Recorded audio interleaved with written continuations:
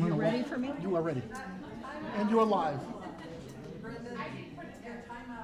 So once we get Brenda seated, we will start.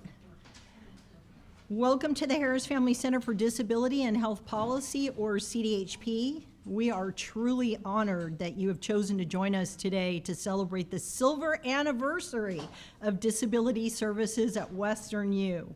My name is Marcelle Daniels, and I am the current director of CDHP, the second to serve in this role, and the MC for today's open house.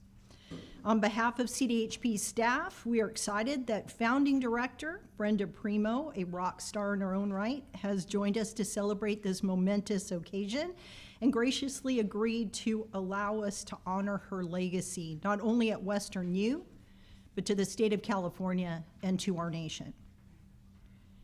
Mary Rojas, CDHP's wonderful office coordinator, created a short video showcasing the history of our STEAM center.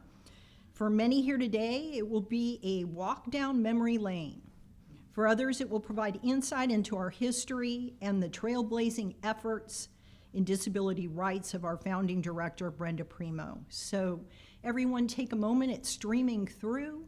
Take a moment before you leave the center day to watch the video. I know it's hard with so many people in our hallowed halls. Now we ask Brenda and the CDHP staff to please make their way to the front. On behalf of the Western University of Health Sciences and the staff of CDHP, we honor your legacy as a disability rights advocate and your work establishing this disability services here at Western University by showcasing your achievements and your work in a permanent display. And so we think it's very fitting that Brenda be prominently displayed within our hallowed halls. But more than that, Brenda, we pledge to you that we will continue your work, and we will not rest until every stakeholder at WesternU has equal access. So could the staff please join me, the CDHP staff, Victor, Mary, Tina.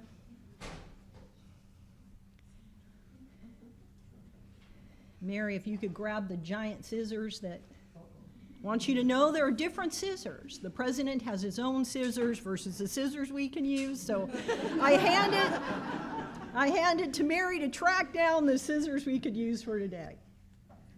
So Brenda, let's make sure we go in front here, and we're going to join you at your display as you cut the ribbon. And you're a very brave group.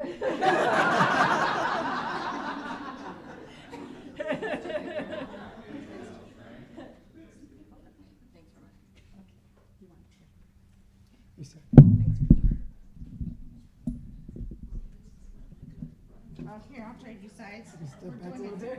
Oh. Take a step back. There you go. Good. Don't want to get cut by the scissors? Let's gather around Brenda. Let me sip it on. Okay. You're good. Uh-oh. Yeah. Look, don't break the glass. Don't break the glass. Or cut your finger off. You don't do that. LaDonna? You are not my boss.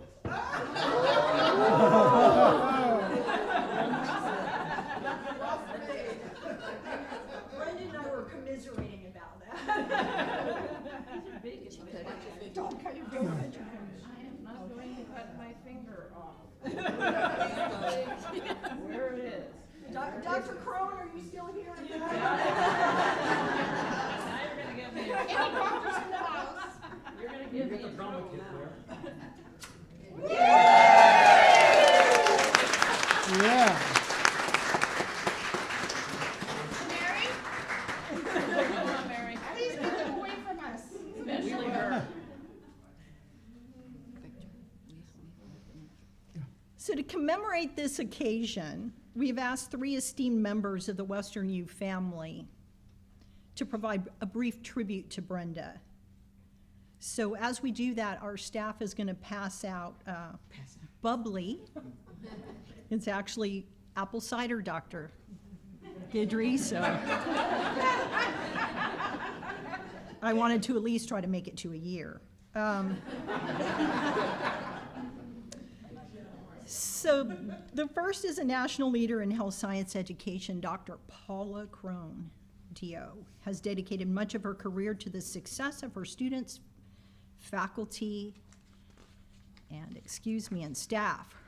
Her passion for her profession and the patients it serves firmly positioned her for success in her role as provost of WesternU.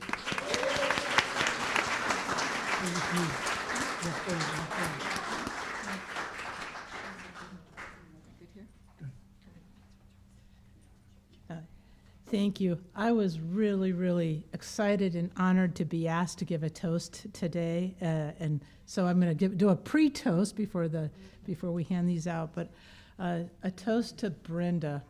I think everybody in this room, in fact, as I was standing in the back of the room, Brenda, as you were walking forward to take the scissors, we were all smiling.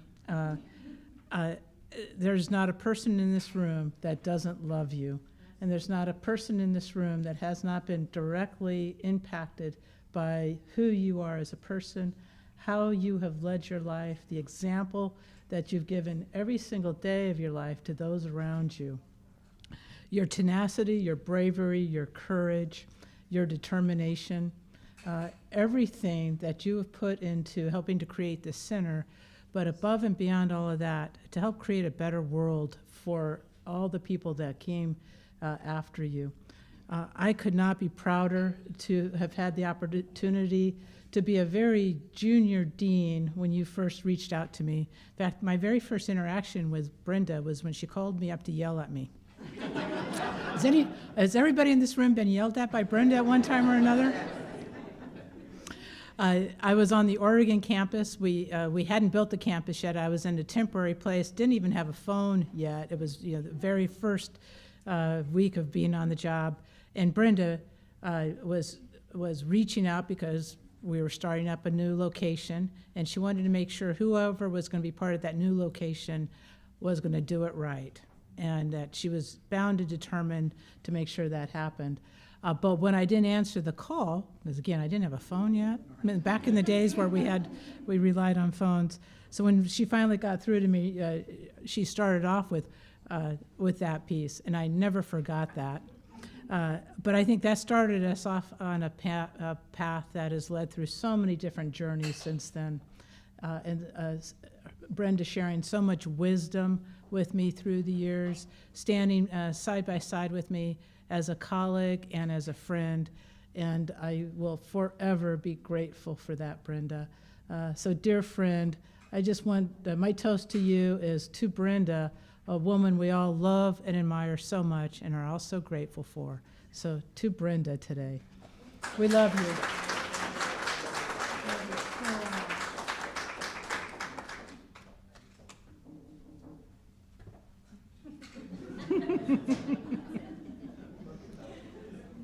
Thank you, Dr. Crone. So Dr. Beverly Guidry has been at WesternU since 1982. During her tenure at WesternU, she has served as Director, Health Careers Opportunity Program Admissions Recruiter, Assistant Associate and Director of Admissions before being named Assistant Dean of Student Affairs in 1996 and later Dean of Student Affairs. She served as Vice President of Enrollment Management and University Student Affairs and was named Senior Vice President for University Student Affairs in 2019, which is why no director under her leadership can get away with anything because she's done all our jobs before. She currently leads the Office of Admissions and Enrollment, Enrollment Systems and Operations, University Student Affairs, Learning Enhancement and Academic Development, or LEAD, the Office of International Students and Scholars, which is co-located with us here, and the Harris Family Center for Disability and Health Policy. So welcome to the podium, Dr. Guidry.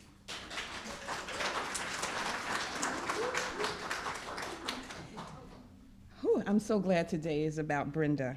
And Brenda once said to me, "Ask me." And I said, "Ask you what?" And she said, "Ask me what I can see." Because she sees more than most.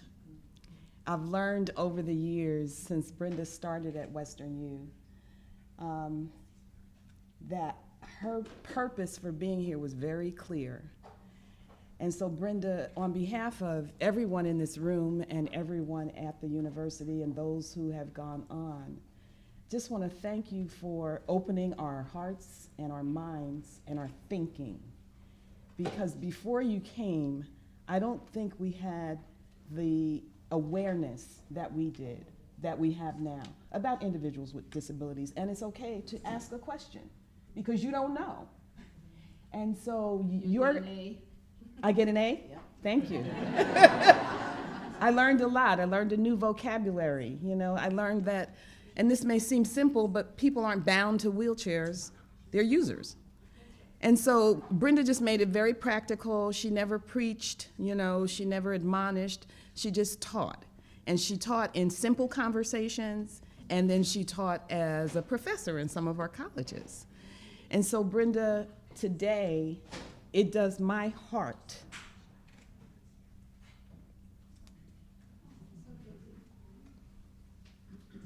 really well.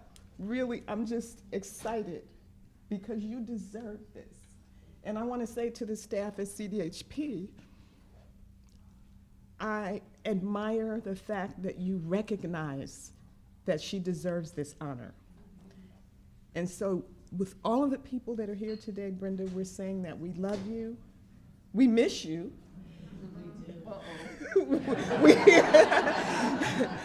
But we're glad you're not here trying to drive golf carts down the Esplanade. So I'm going to end with my toast to tell you a little story about Brenda. So Brenda and I lived about 5 blocks from each other in Upland, and I was considered to be her personal dresser. And what that meant was, somebody had to do it. What that meant was when we needed to get ready for one of our major events, like a tribute to caring, or we were going to go to a dinner, or she just wanted some new fall clothes or spring clothes, I was more than happy to go shopping at Macy's, Nordstrom's, anywhere, and then go to dinner. And so, I'm sorry. So Brenda loved to shop, and I loved to take her shopping. And one of the things that we also loved to do was to go to spas. One time I had finished my treatment before Brenda, and I was asleep on the spa table, and they sent her in my spa room to wake me up. Another time we were getting mani and pedis at this place in Upland, and Brenda loves a good pedicure, and so she was singing in the chair, carrying on, and somebody said, "Oh, do you take care of her?" "No, I don't take care of her." And then they were asking about a job, and I said, "We work at WesternU." I said, "If you want a job, that's the lady you need to talk to." So the last little story I'll tell, and then I'll sit down, is that because we lived so close, very often Brenda would say, "Can you pick me up? Or if you're working late tonight, I'm going to work late, so can you drive me home?" And it was only 5 blocks. Well, one night we both worked late, and I think I was tired, and I went home and left Brenda here.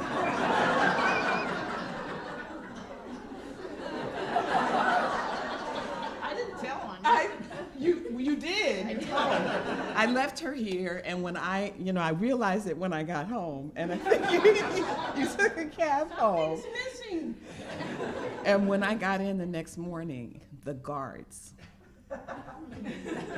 they had words for me. "You left Brenda Premo here?" And so I never forgot that, and I never left Brenda again. So if you have your glasses, please raise a toast to Brenda Premo, someone who loves life, who loves people, and who loves equity.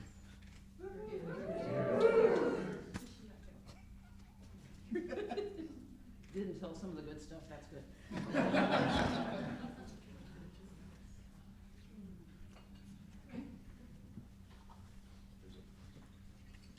So thank you, Dr. Guidry. The last person directly supervised Brenda.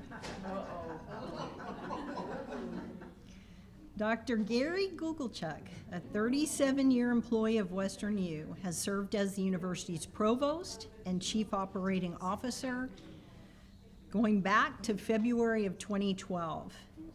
He served as our interim president following Dr. Pumarant's official retirement on September 8, 2015. He has served a variety of roles since joining the College of Osteopathic Medicine of the Pacific, 37 years prior to that, including as a health professions faculty member, dean of the College of Allied Health Professions, vice president of academic affairs, senior vice president for executive affairs, and executive vice provost. And none of his jobs were as hard as supervising Brenda. We want to take a moment to welcome Dr. Gugelchuk.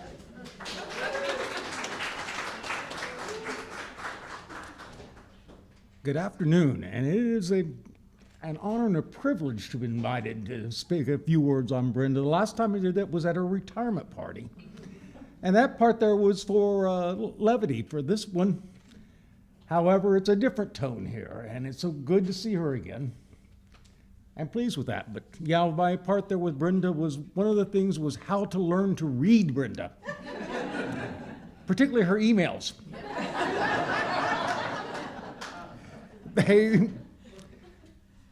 You would be staring at them and, okay, I think this is what she meant to say, but let me call her and make sure.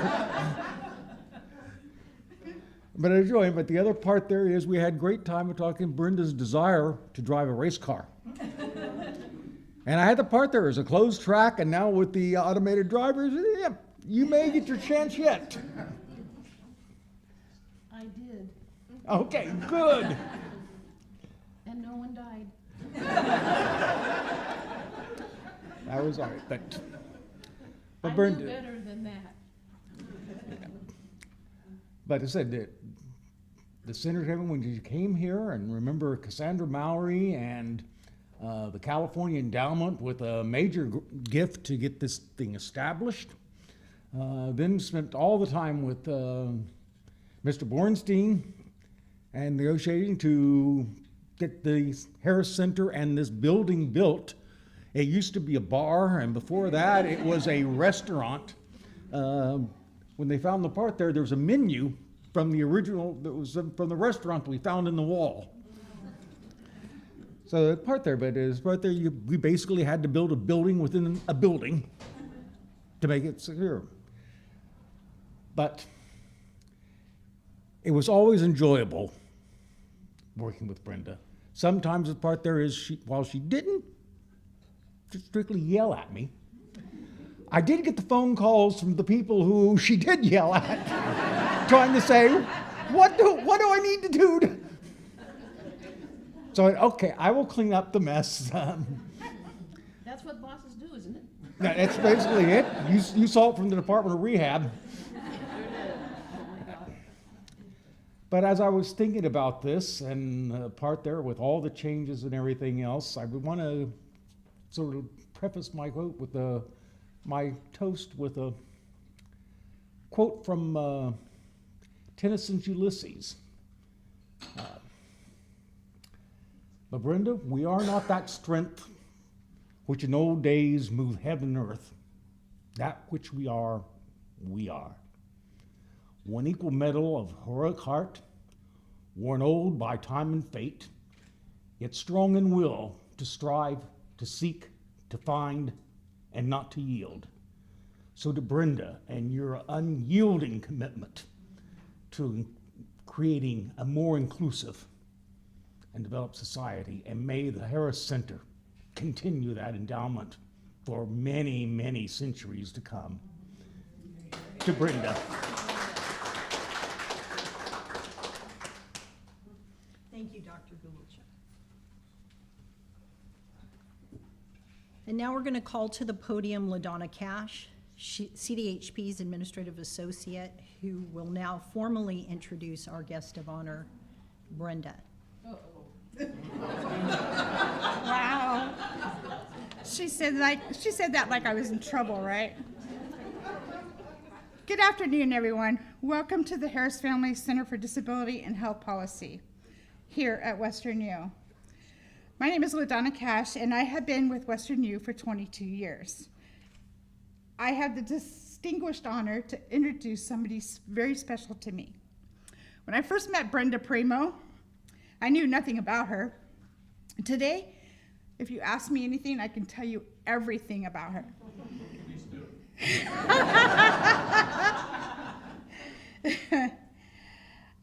I guess that's what happens when you work with somebody for 20 years and who just so happens to share the same birthday. She'll always be 5 years older than me. Brenda has been an advocate for people with disabilities for most of her life, and she still is today. When I first started working for CDHP, I knew nothing about working in an office or knew nothing about people with disabilities. As a child, Brenda was told that because of her disability, she would never amount to anything. She soon proved her teachers wrong. She did not define her capabilities by her disabilities. She taught me to never define anyone about their disability. The biggest thing Brenda taught me during my time here at WesternU is that the students always come first. And I still believe that today. Today, CDHP is celebrating 25 years of serving students with disabilities here at WesternU. We would also like to honor her as our founding director, in which President Dr. Philip Pomerantz convinced her back in 1998 to come to WesternU to increase the number of qualified individuals with disabilities to pursue careers in the health professions and empowering people with disabilities to become more vocal and active participants in their health care through WesternU's establishment of our center. Brenda retired in 2020, and she still continues to teach me about people with disabilities. I wouldn't be who I am if it wasn't for Brenda. Please welcome to the podium WesternU's Harris Family Center for Disability and Health Policy founding director and my friend, Brenda Premo.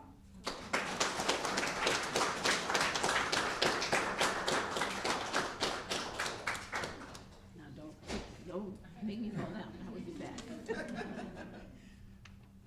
Thank you. She's never crying, never. She noticed that about her, right? Everybody here? Well, I'm the Brenda Premo you're talking about. You know, the white hair, pink skin, funny clothes. I tried today to, I didn't want to get in trouble with Dr. Crone, so I made sure I matched today. I am what you think I am. A statement that speaks to two things. Me, or the person, and the people or person that is looking at them and deciding who or what they can do. I know that because in my life as a child, I was put in a special program. Part of it made sense, large print. Part of it didn't. I was treated like a developmentally disabled child. I had no people that taught me at that point ever looked at what I could do, rather what I couldn't do. I was that way, probably treated that way, probably through 6th grade. And then I got into 7th grade and I met a teacher with a child with a disability. She didn't treat me that way. She treated me more like Dr. Crone. She made me show and justify what I could do. And by the way, I had to do it. It was part of my job. There was no, oh, poor thing from her, forget it. I learned so much about healthcare. I didn't know anything about healthcare. My job was to get people with disabilities to have the ability to be equal in either whether they can't do the thing, that's fine as long as it's what they can't do, or they can do the thing.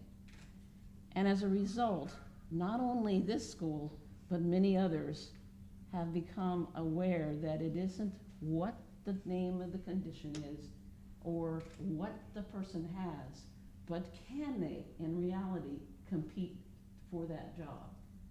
It may require accommodations, and usually does. But when you equalize the road, can they do the job? And that's what I've always believed in my whole life, and I've communicated that. I will have to admit that I didn't know a thing about the small at that time university. And one day, I met a woman who'd insisted, because she'd met me, to come here and to meet people. She used a wheelchair, and her husband was on the board. And as a result of that, let me say that I'm smart enough to understand people have control of certain things.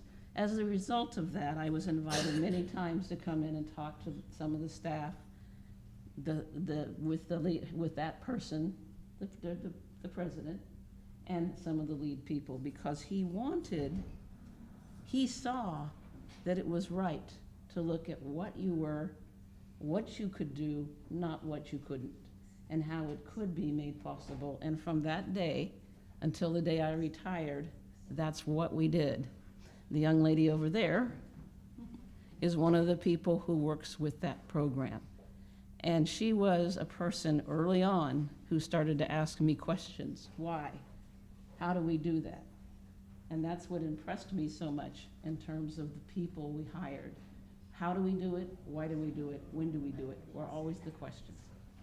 I really appreciate working here. Was one of the biggest things in my life. I had other jobs before, but nothing like this, because change in the training, which means treatment in the future for people they were going to serve, was being done. And I learned so much, and I'm glad to hear that some of what I gave was helpful beyond my getting. And by the way, there were some people here, Dr. Crone and a few others, who probably got gray hair having to deal with it. You know, they used to have black hair and be calm, but some of them, I really, and I am unfortunately for them, I'm very attached to them, and they'll never get rid of me. So I just want to say thank you to all of you for coming. But the important thing I want to leave you with is never judge a person by how they look, how they get around, what their race is, or gender. Because if we can show what we can do, everyone will grow and understand the importance of what achievements are made. Thank you very much.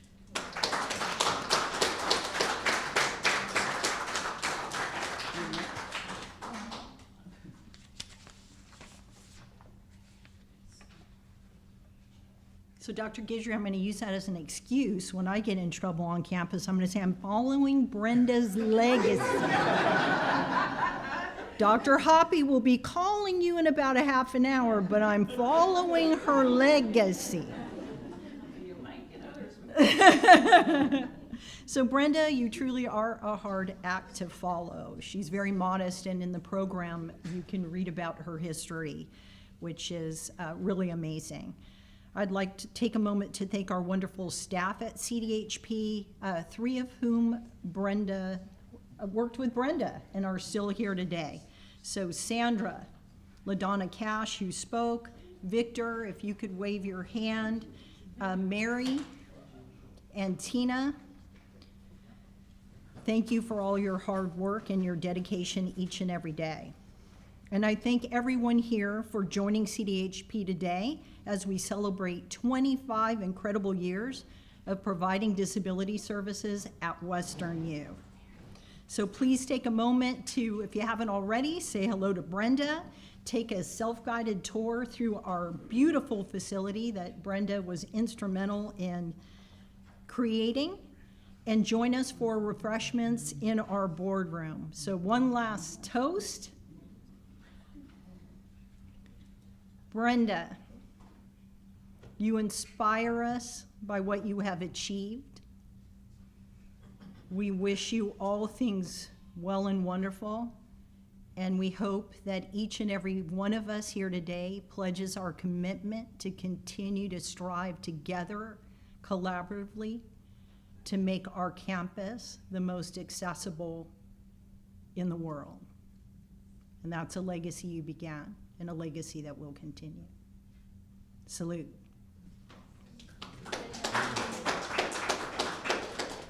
And that concludes our program. I did want to say that books were donated on Brenda's behalf. Although Brenda is a large print user, these are Braille books. So as you're going through our exam rooms, there's a Braille display. They're children's books. They're beautifully illustrated and written, and their purpose is to teach Braille. So please grab a book and enjoy the tour, and please join us for refreshments. Thank you. Refreshments are that way.